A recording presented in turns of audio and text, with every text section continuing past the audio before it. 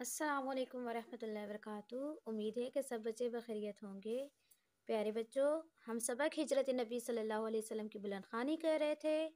हमने तकरीबन आधे सबक की बुलंदखानी कर ली थी, जिसमें हमने पढ़ा कि मक्का मुकरमा में जब दीन इस्लाम की तबलीग करना मुश्किल हो गई तो नबी करीम सल्लल्लाहु अलैहि वसल्लम ने सहाबा कराम रज़ियल्लाहु तआला अन्हुम को मदीना मुनव्वरा की तरफ हिजरत करने का हुक्म दिया और ख़ुद आप सल्लल्लाहु अलैहि वसल्लम अल्लाह ताला के हुक्म के मुंतज़िर रहे। नबूवत के 13वें साल में आप सल्लल्लाहु अलैहि वसल्लम को भी अल्लाह ताला की तरफ से हिजरत करने का हुक्म हो गया। चनांचे अल्लाह ताला के हुक्म के मुताबिक आप सल्लल्लाहु अलैहि वसल्लम भी मदीना मुनव्वरा की तरफ हिजरत करने के लिए रवाना हुए। आप सल्लल्लाहु अलैहि वसल्लम के पास हिजरत मदीना के वक्त यानी मदीना की तरफ हिजरत करते वक्त बहुत से लोगों की अमानतें मौजूद थी। लिहाजा आप सल्लल्लाहु अलैहि वसल्लम ने हज़रत अली रज़ियल्लाहु तआला अन्हु के हवाले तमाम अमानतें की और ख़ुद हिजरत मदीना के लिए रवाना हुए।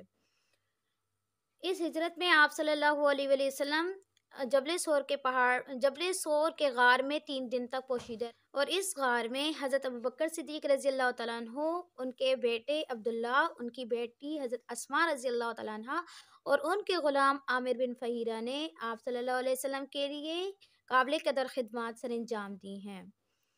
आप सल्लल्लाहु अलैहि वसल्लम ने इस गार में 3 रातें गुजारी। उसके बाद हम आगे से पढ़ते हैं। सुबह कुरैश की आंखें खुली तो पलंग पर हज़रत सल्लल्लाहु अलैहि वसल्लम के बजाय जनाब अमीर रज़ियल्लाहु तआला अन्हु थे।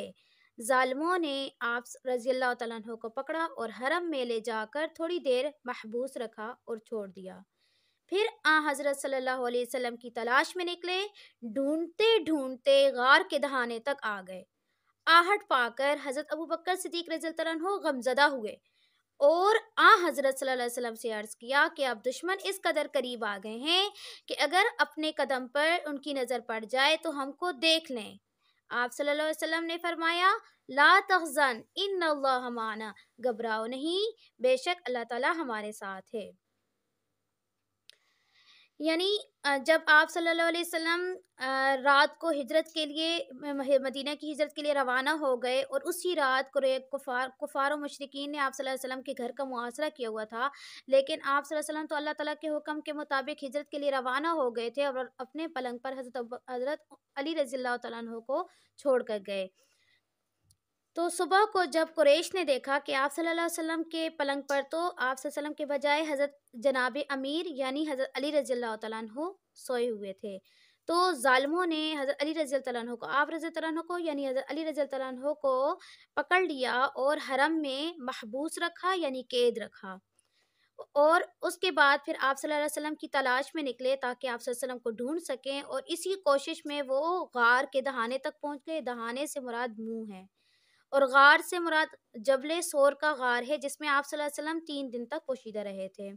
हज़रत अबू बकर सिद्दीक़ रज़ियल्लाहु तआला अन्हु ने जब उनके कदमों की आहट से मुराद कदमों की आवाज़ है, जब उनकी कदमों की आहट सुनी, कदमों की आवाज़ सुनी तो हज़रत अबू बकर सिद्दीक़ रज़ियल्लाहु तआला अन्हु गमज़दा हुए, लेकिन आप सल्लल्लाहु अलैहि वसल्लम ने हज़रत अबू बकर सिद्दीक़ रज़ियल्लाहु तआला अन्हु को तसल्ली दी इन अल्फाज के साथ कि घबराओ नहीं, बेशक अल्लाह ताला हमारे साथ है। कुरैश ने इख्तियार दिया था कि जो शख्स मोहम्मद सल्लल्लाहु अलैहि वसल्लम को या हज़रत अबू बकर सिद्दीक़ रज़ियल्लाहु तआला अन्हु को गिरफ्तार करके लाएगा, उसको एक खून बहा के बराबर 100 ऊँट का इनाम दिया जाएगा।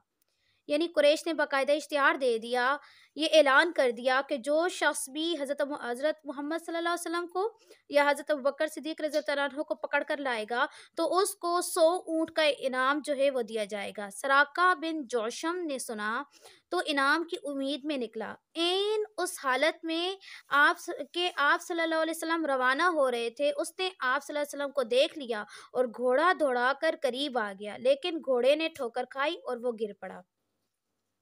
सराका बिन जोशम एक यहूदी का नाम है, यानी उसने जब इनाम का सुना तो इनाम हासिल करने की गर्ज से लालच में आकर वो आप सल्लल्लाहु अलैहि वसल्लम के ताक़ुब में निकला, क्योंकि उसने आप सल्लल्लाहु अलैहि वसल्लम को ऐन इस हालत में यानी उसने आप सल्लल्लाहु अलैहि वसल्लम को बिल्कुल रवाना होते हुए देख लिया था।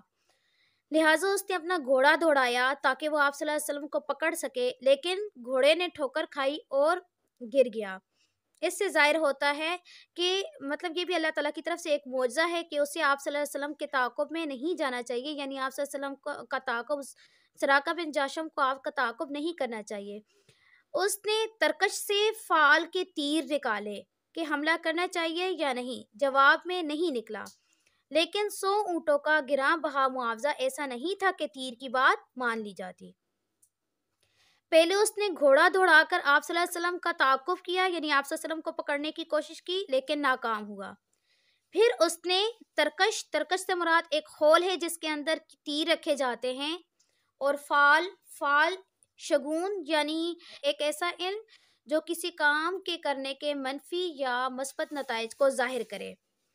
تو اس نے ترکش میں سے فال کے تیر نکالے، یعنی یہ شگون حاصل کرنے کے لیے کہ اس کو حملہ کرنا چاہیے یا نہیں، تو جواب میں نہیں آیا، یعنی اس کو حملہ نہیں کرنا چاہیے، لیکن 100 اونٹوں کا گراں بہا معاوضہ، گراں بہا یعنی قیمتی معاوضہ جو انعام تھا، یعنی 100 اونٹوں کا قیمتی انعام حاصل کرنے کی لالچ میں بھی اس نے تیر کی بات نہ مانی۔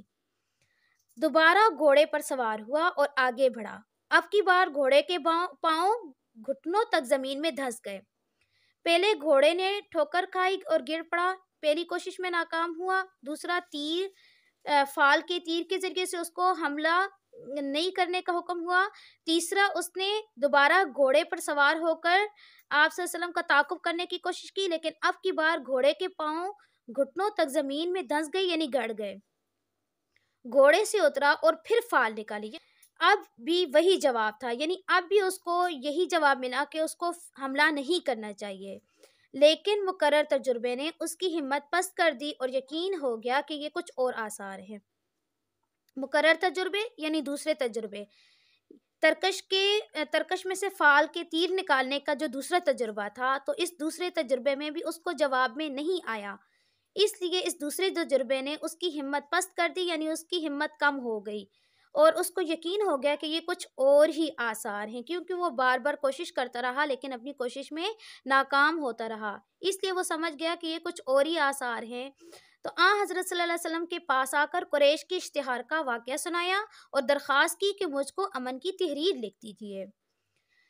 حضرت ابوبکر صدیق رضی اللہ عنہ کے غلام عامر بن فہیرہ نے چمڑے کے ایک ٹکڑے پر فرمان امن لکھ دیا، یعنی حضرت ابوبکر صدیق رضی اللہ عنہ کے غلام عامر بن فہیرہ جو غار ثور میں نبی کریم صلی اللہ علیہ وسلم کی خدمات سر انجام دے رہے تھے، انہوں نے ہی ایک چمڑے کے ٹکڑے پر فرمان امن یعنی سلامتی کا حکم لکھ دیا۔